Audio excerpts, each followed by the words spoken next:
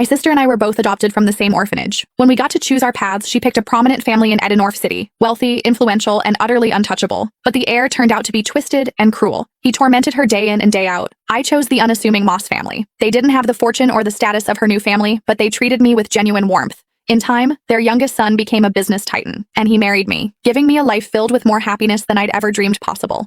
Consumed by jealousy, my sister secretly strangled me. But when I opened my eyes again, I found she had shamelessly stolen the life I'd built, this time, choosing the Moss family for herself. "Carmen," she sneered, "now it's your turn to suffer." I almost laughed out loud. Did she think the Moss heir was some simple jackpot? I opened my eyes on the very day my sister Hazel and I were to be chosen for adoption. "I'm very obedient, and I can do all the housework. Please pick me," Hazel simpered, putting on a show of perfect innocence, as she clutched the hand of Brad Moss, the Moss family's youngest son. So, she was a reborn too. "Girl," said a refined woman, her voice cool with confusion.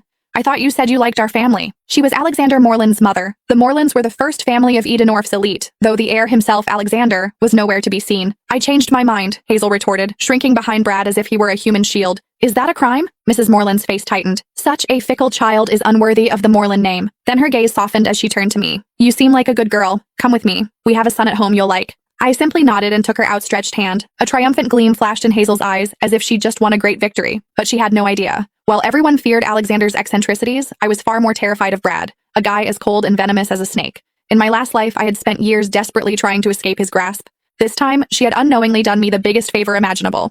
As Mrs. Moreland stepped outside to get the car, Hazel sidled up to me, her eyes full of contempt. "Enjoy your new life, Carmen," she whispered. "This time, you're the one who will suffer."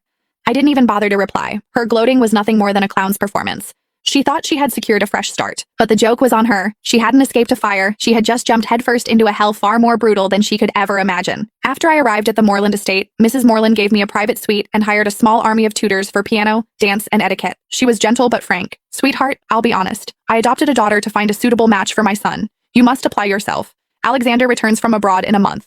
If he takes a liking to you, your future will be secure. Remember, the entire Moreland legacy will be his one day." I knew from my last life that Alexander had felt nothing but disdain for Hazel, and her time here had been miserable. I didn't dare hope the cold, aloof heir would favor me either. I needed my own plan for survival. A month later, the Morelands held a grand ball to welcome Alexander home. The elite of Edenorf were all there, including the Moss family, due to their close business ties. Across the glittering ballroom, Hazel spotted me immediately. Dressed in a virginal white gown, she glided over, her smile as sharp as a knife. "Enjoy the party, Carmen," she whispered. "Tonight will be the most humiliating night of your life." I remembered this banquet well from my last life. It was when she had first met Alexander. He had taken one look at her, frowned in disgust, and told her to get lost in front of everyone. She had shamelessly clung to him, declaring herself his future wife. He had kicked her away without a second thought, but I was reborn too. I knew how her story ended, and I had already charted a different course.